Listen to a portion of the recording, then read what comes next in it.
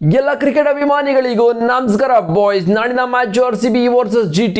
ಈ ಒಂದು ಮ್ಯಾಚ್ಗೆ ಎಲ್ಲ ಥರ ಸೆಟ್ಗಳು ಸಿದ್ಧವಾಗಿದೆ. ನಾಳಿನ ಓಪನಿಂಗ್ ಸೆರೆಮನಿ ಕೂಡ ನಡೀತಾ ಇದೆ. ಮತ್ತು ಈ ಒಂದು ಮ್ಯಾಚು ಹೋಮ್ ಗ್ರೌಂಡಲ್ಲಿ ನಡೀತಾ ಇರೋದ್ರಿಂದ ಫುಲ್ ಹೌಸ್ ಅಂತಲೇ ಹೇಳ್ಬೋದು. ಟಿಕೆಟ್ಸ್ ಗೊತ್ತಲ್ಲ ಯಾವ ರೀತಿ ಹೋಗ್ತದೆ ಅಂತ ಹೇಳಿದ್ರೆ ಟಿಕೆಟ್ ಪ್ರೈಸು ನೆಕ್ಸ್ಟ್ ಲೆವೆಲ್ ಹೋಗ್ತದೆ, ಅದೆಲ್ಲ ಬಿಡಿ. ಮತ್ತು ನಾಳಿನ ಮ್ಯಾಚಲ್ಲಿ ನಮ್ಮ ಕನ್ನಡಿಗರಿಗೆ ಚಾನ್ಸ್ ಸಿಗುತ್ತಾ ಅದೇ ಮನೋಜ್ ಬಾಂಡ್ಗೆ ಅವರಿಗೆ.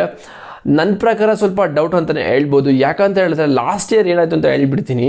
ಲಾಸ್ಟ್ ಇಯರ್ 2024 ಫಸ್ಟ್ ಮ್ಯಾಚ್ ಎಲ್ಲ ಸೋತ್ವಿ. ಇವಾಗ ನಾವು ಸ್ವಲ್ಪ ಒಂದು 4-5 ಮ್ಯಾಚ್ ಸೋತ್ವಿ. ಇನ್ನು ಮಿಕ್ಕಿದ 6-7 ಮ್ಯಾಚಲ್ಲಿ ನಾವು ಗೆಲ್ಲೇಬೇಕಾಗಿತ್ತು ಗುರು, ಬೇರೆ ಆಪ್ಷನ್ನೇ ಇಲ್ಲ, ಆ ಥರ ಆಗಿಬಿಟ್ಟಿತ್ತು. ಬಟ್ ಈ ಒಂದು ವರ್ಷ ಎಲ್ಲ ಗೆದ್ದರು, ಓಕೆ ಲಾಸ್ಟ್ ಇಯರ್ದಾಗ ಗೆದ್ದರು, ಮತ್ತು ಯಾರಿಗೂ ಚಾನ್ಸ್ ಸಿಕ್ಕಲಿಲ್ಲ. ಏನು 11 ಹೋಗ್ತಾಯಿತ್ತು ಅದನ್ನೇ ಫ್ಲೋ ಮಾಡ್ಕೊಂಡು ಹೋದರು. ಬಟ್ ಈ ಒಂದು ವರ್ಷ ಹೆಂಗಾಗ್ಬಿಟ್ಟಿದೆ ಅಂತ ಹೇಳಿದ್ರೆ RCB 2-2 ಮ್ಯಾಚ್ ಗೆದ್ದು ಚಾಂಪಿಯನ್ಸ್ ಟೀಮ್ ಮೇಲೆ ಗೆದ್ದು ಹೋಗ್ತಾಯಿದ್ರೆ ನನ್ನ ಪ್ರಕಾರ ನಾಳಿನ ಮ್ಯಾಚಲ್ಲಿ ಯಾವುದೇ ಥರ ಚೇಂಜಸ್ ಇಲ್ಲ ಅಂತಲೇ ಹೇಳ್ಬೋದು ಪ್ಲೇಯಿಂಗ್ 11ಅಲ್ಲಿ. ಬಿಕಾಸ್ ಒಳ್ಳೆ ಫ್ಲೋಲ್ ಇದೆ RCB, ಸೊ ಹೋಗ್ತಾರೆ ಸಕ್ಕತ್ತಾಗಿದೆ, ಯಾವುದೇ ಥರ ಚೇಂಜಸ್ ಮಾಡಲ್ಲ. ಬಟ್ ನಮ್ಮ ಕನ್ನಡಿಗರಿಗೆ ಯಾವಾಗ ಚಾನ್ಸ್ ಕೊಡ್ತಾರೆ ಗುರು? ತುಂಬ ದಿನಗಳಾಯಿತು RCBಗೆ ಯಾರು ಆಡಿಸ್ತಾನೆ ಇಲ್ಲ ಗುರು.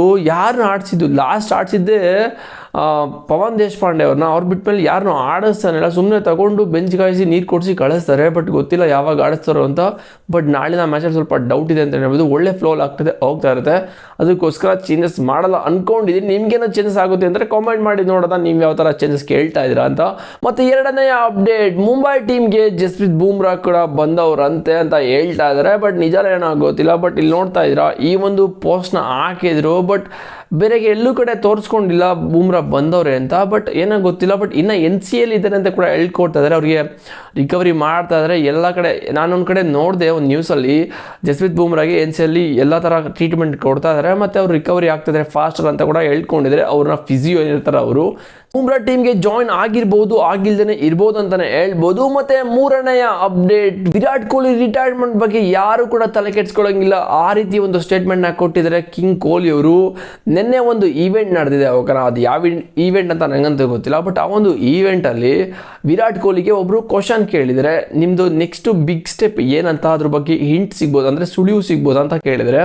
ಸೊ ವಿರಾಟ್ ಕೊಹ್ಲಿ ಅವರು ಆನ್ಸರ್ ಮಾಡಿದರೆ, ನನಗೆ ಅದೆಲ್ಲ ಗೊತ್ತಿಲ್ಲ, ನನಗೆ ಬಿಗ್ ಸ್ಟೆಪ್ಸ್ ಏನು ಅಂತ. But try to win 2027 world cup ಅಂತ ಹೇಳ್ಕೊಂಡಿದ್ದಾರೆ. ಬಟ್ ಅಲ್ಲಿಗೆ ಅರ್ಥ ಆಗಬೇಕು, ವಿರಾಟ್ ಕೊಹ್ಲಿ ಅವರು ಯಾವುದೇ ಕಾರಣಕ್ಕೂ ರಿಟೈರ್ಮೆಂಟ್ ತಗೊಳ್ಳಲ್ಲ. 2027 ವರ್ಲ್ಡ್ ಕಪ್ ಮುಗಿದ ಮೇಲೆ ಏನಾಗುತ್ತೋ ಗೊತ್ತಿಲ್ಲ. ಅದಕ್ಕಿಂತ ಮುಂಚೆ ವಿರಾಟ್ ಕೊಹ್ಲಿ ರಿಟೈರ್ಮೆಂಟ್ ಬಗ್ಗೆ ಯಾವನು ಮಾತಾಡೋಂಗಿಲ್ಲ, ಆ ರೀತಿ ಒಂದು ಸ್ಟೇಟ್ಮೆಂಟ್ನ ಕೊಟ್ಟಿದ್ದಾರೆ. ಬಟ್ ಇವಾಗ ಗೊತ್ತಾಗಿರುತ್ತೆ, ಎಲ್ಲರಿಗೂ ಕ್ಲಿಯರ್ ಆಗಿರುತ್ತೆ, ವಿರಾಟ್ ಕೊಹ್ಲಿ ಅವರು ನಾಳೆ ಕೊಡ್ತಾರೆ ಅಂತ ನ್ಯೂಸ್ಗಳು ಬರ್ತಾ ಇರುತ್ತೆ, ಮತ್ತು ಆರ್ಟಿಕಲ್ ಆಗ್ತಿರ್ತಾರೆ, ಮತ್ತು ಪೋಸ್ಟ್ಗಳು ಆಗ್ತಿರ್ತಾರೆ ಟ್ರೋಲ್ ಪೇಜಸ್ಸಲ್ಲಿ, ಎಲ್ಲ ಮೀಮ್ ಪೇಜಸ್ಗಳಲ್ಲೂ.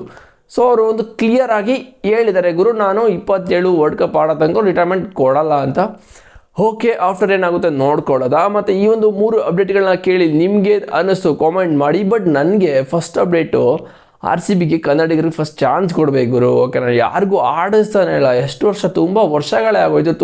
ಸುಮ್ಮನೆ ತಗೋತಾರೆ, ಬಟ್ ಅವ್ರಿಗೆ ಚಾನ್ಸೇ ಕೊಡಲ್ಲ. ಬಟ್ ಇದ್ರ ಪ್ರಕಾರ ನಿಮಗೆ ಅನಿಸುತ್ತೆ RCBಲಿ ಸುಮ್ಮನೆ ತಗೊಂಡು ನೀರು ಕೊಡಿಸ್ತಾ ಇದ್ದಾರೆ.